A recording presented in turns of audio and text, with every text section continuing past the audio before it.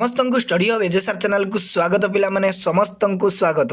आज भिडियो आम आलोचना करवा ऑप्शनल ओडिया पिला माने इंटरनल परीक्षा पाई नमूना प्रश्नपत्र 20 मार्क पिला माने नमूना प्रश्नपत्र गुड़िक आलोचना करवा जहाँकि तुम मानकर इंटरनल परीक्षा पिला माने बहुत हेल्पफुल हम ये नमूना प्रश्न गुड़िक। जदि ये नमूना प्रश्न गुड़िक पिला माने भल भाव में पढ़ीदेल ना डेफिनेटली तुम माने इंटरनल एग्जाम रे 20 रु 20 रखिपार कौन सी पिला माने 1 मार्क मध्य कमिबो नाही। बुझीगला मु तुम मानू 5टी पिला माने नमूना प्रश्न प्रैक्टिस करेबी ऑप्शनल ओडिया रे। डेफिनेटली पिला माने सही प्रश्न गुड़िक ही रिपीट हम परीक्षा रे कहीं इम्पोर्टाट प्रश्न गुड़िक ही इंटरनल एग्जाम रे आसी थाए बा बोर्ड परीक्षा रे मध्य आसी थाए जो गुड़िक बछा बछा प्रश्न। बुझीगला देखंतु तुम माने जानिथिबो तुम मानकर पैटर्न 1 मार्क या 5टी आसीबो 5टी एमसीक्यू आसीपारे किंबा तुम मानकर गोटे शब्द रे उत्तर मध्य आसीपारे। अर्जुनंकर हाथ मुठा केउ परी टाण होईगला केउ परी टाण होईगला रे माटी परी ना पत्थर परी ना वज्र परी ना काठ परी केउ परी ना वज्र परी टाण होईगला वज्र परी टाण होईगला। बुझीगला एगुड़िक बहुत इंपोर्टाट पिला माने इंपोर्टाट प्रश्न गुड़िक।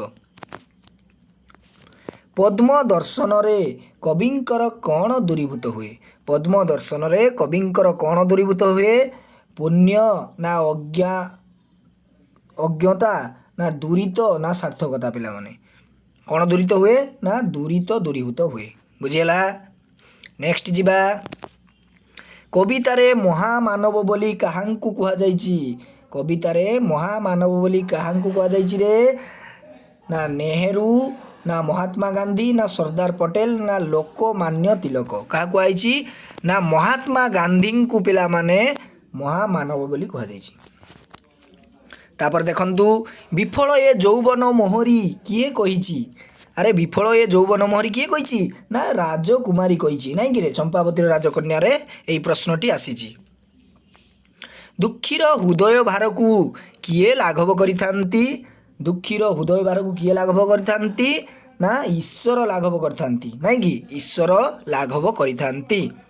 तापर देखंतु पिला माने 2 नंबर प्रश्न आसीगला 2 नंबर प्रश्न तुम माने 3टी प्रश्नर उत्तर देव। बुझीगला 3टी प्रश्नर उत्तर देव जार मूल्य रही 2 मार्क एवं लेखा और लेखक पिला माने जमारू भूलिबे नहीं 2 मार्क प्रश्न रे किंबा 3 मार्क प्रश्न रे तुम मानकर लेखा और लेखक पई 1 मार्क रही एवं उत्तर पई पिला माने 1 मार्क टोटाल हे गला तुम मानकर केते मार्क ना 2 मार्क। जदि जणे पिला सपोज तार यही उत्तरटी मने पड़ूना परीक्षा रे से लेखा और लेखक मने रखी से जदि खाली लेखा और लेखक पिला माने लिखिदेव डेफिनेटली से 1 मार्क पाइज।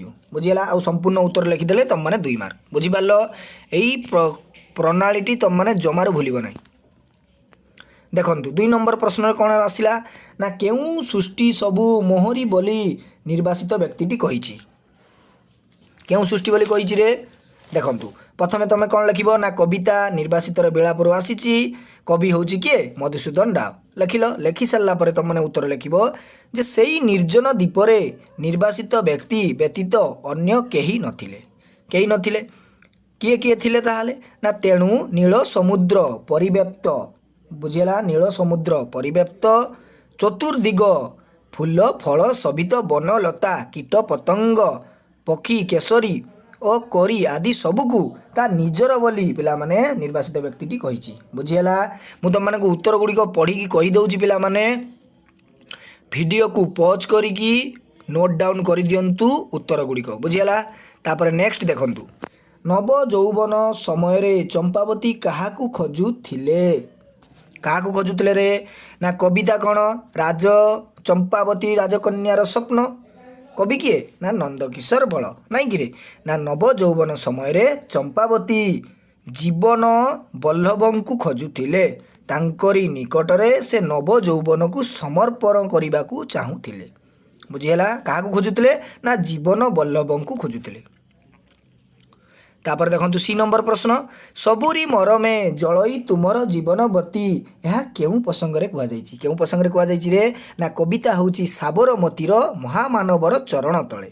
बुझीगला कवि किए ना गोदावरीश महापात्र 1 मार्क पाइगल। तापर देखंतु उत्तर ନା ମହାତ୍ମା ଗାନ୍ଧୀଙ୍କ ସାଧନାରେ ଦୁଃସଦବତୀ ସାବରମତୀ ପାଲଟି ଯାଇଥିଲା। ଦୁଃସଦବତୀ ନଦୀଟା କ'ଣ ହେଇଥିଲା ନା ସାବରମତୀ ନଦୀ ନାମରେ ପାଲଟି ଯାଇଥିଲା। ସମସ୍ତେ ଗାନ୍ଧୀଙ୍କ ଦ୍ୱାରା ଅନୁପ୍ରାଣିତ ହୋଇଥିବାରୁ କୁହାଯାଇଛି ଯେ ସବୁରି ମରମେ ଜଳଇ ତୁମର ଜୀବନବତୀ। ଗାନ୍ଧୀଙ୍କ ଦ୍ୱାରା ପିଲାମାନେ ସମସ୍ତେ ଯେତେବେଳେ ଅନୁପ୍ରାଣିତ ହେଲେ ସେଥିପାଇଁ ସବୁରି ମରମେ ଜଳଇ ତୁମର ଜୀବନବତୀ ବୋଲି କୁହାଯାଇଛି। କେତେ ଇଜିରେ ପିଲାମାନେ ଟୋଟାଲ୍ ତୁମମାନେ କେତେ ମାର୍କ ଏଠି ହାସଲ କଲ ନା 6 ମାର୍କ ତୁମମାନେ ହାସଲ କରିଦେଲ। 6 ମାର୍କ ତୁମମାନେ ପାଇଗଲ। ତାପରେ ଆମେ ଯିବା ଏଗୁଡ଼ିକ ତୁମମାନଙ୍କର ଅପସନାଲରେ ରହିଲା, ଚାହିଁଲେ ତୁମମାନେ କରିପାରିବ। ପଢ଼ି ଦେଉଛି ଦେଖନ୍ତୁ ପ୍ରଶ୍ନ ଗୁଡ଼ିକ। କବି ପଦ୍ମଫୁଲକୁ କାହିଁକି ତଳି ଆଣିବାକୁ ଚାହୁଁଥିଲେ? ଆପଣଙ୍କ ଶିକ୍ଷା ଅତି ଚମତ୍କାର, କାହା ଶିକ୍ଷା କାହା ପ୍ରତି ଉଦ୍ଦିଷ୍ଟ? ତାପରେ ଆସିଗଲା ତୁମମାନଙ୍କର 3 ନମ୍ବରର ପ୍ରଶ୍ନ। 3 ମାର୍କିଆ ପ୍ରଶ୍ନ ଗୁଡ଼ିକ 3ଟି ଉତ୍ତର ଦେବ। 9 ମାର୍କ ଟୋଟାଲ୍ 9 6 ପିଲାମାନେ 15 15 5 ତୁମମାନଙ୍କର 20 ମାର୍କ ହେଇଗଲା। ବୁଝିଗଲା? ଦେଖନ୍ତୁ ମୁଁ ପଢ଼ି ଦେଉଛି ପ୍ରଶ୍ନ ଗୁଡ଼ିକ 3 ମାର୍କିଆ ଉତ୍ତର ମୁଁ ତୁମମାନଙ୍କୁ କହୁନାହିଁ କାହିଁକିନା ଭିଡ଼ିଓଟି ବହୁତ ଲେନ୍ଦି ହେଇଯିବ ପିଲାମାନେ।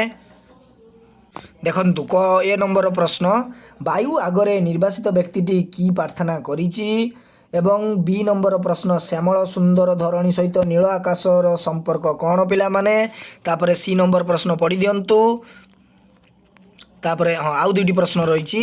ଡି ନମ୍ବର ପ୍ରଶ୍ନ ଦେଖନ୍ତୁ, କବି ସଂସାରକୁ ଭୀଷଣ କାନନସ୍ଥଳୀ କହିବାର ତାତ୍ପର୍ଯ୍ୟ କ'ଣ? ଆପଣ କରିବେ ହତ୍ୟା, ଆପଣଙ୍କୁ ଏହା କେଉଁ ପ୍ରସଙ୍ଗରେ କିଏ କାହାକୁ କହିଛି? ବହୁତ ଇମ୍ପୋର୍ଟାଣ୍ଟ ପ୍ରଶ୍ନ ପିଲାମାନେ, ଏଗୁଡ଼ିକ ରିପିଟ୍ ହେବାର ଚାନ୍ସ ବହୁତ ଅଛି ତୁମମାନଙ୍କର ଇଣ୍ଟରନାଲ୍ ପରୀକ୍ଷାରେ। ବୁଝିଗଲା?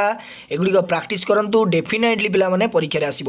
ଯଦି ପିଲାମାନେ ସାଙ୍ଗସାଥିମାନଙ୍କୁ ସେୟାର କରୁନାହାନ୍ତି, ତୁମମାନେ ବାରମ୍ବାର କହୁଛ ଯେ ସାର୍ କ୍ଲାସ୍ କରନ୍ତୁ ରେଗୁଲାର। ତୁମେ ଅଧିକରୁ ଅଧିକ ଯେତେ ମାତ୍ରାରେ ସାଙ୍ଗସାଥିମାନଙ୍କୁ ସେୟାର କରିବ, ମୁଁ ତୁମମାନଙ୍କ ପାଇଁ ଅଧିକରୁ ଅଧିକ ଆହୁରି କ୍ଲାସ୍ ରେଗୁଲାରଲି ଅପଲୋଡ଼ କରିବି ପିଲାମାନେ। ଏମିତି ବି ମଧ୍ୟ ତୁମମାନଙ୍କର ରେଗୁଲାର କ୍ଲାସ୍ ହେଉଛି, କ୍ଲାସ୍ ଗୁଡ଼ିକ ଆଟେଣ୍ଡ କରନ୍ତୁ।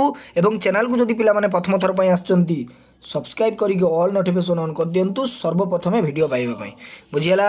ଏଇଭଳି ପିଲାମାନେ ଆମେ ଆଲୋଚନା କରିବା ସବୁ ଇଣ୍ଟରନାଲର ଆସେସମେଣ୍ଟ ସବୁ ସବଜେକ୍ଟ ପାଇଁ। ଆଜି ପାଇଁ ପିଲାମାନେ ଏତିକି ରହୁଛି।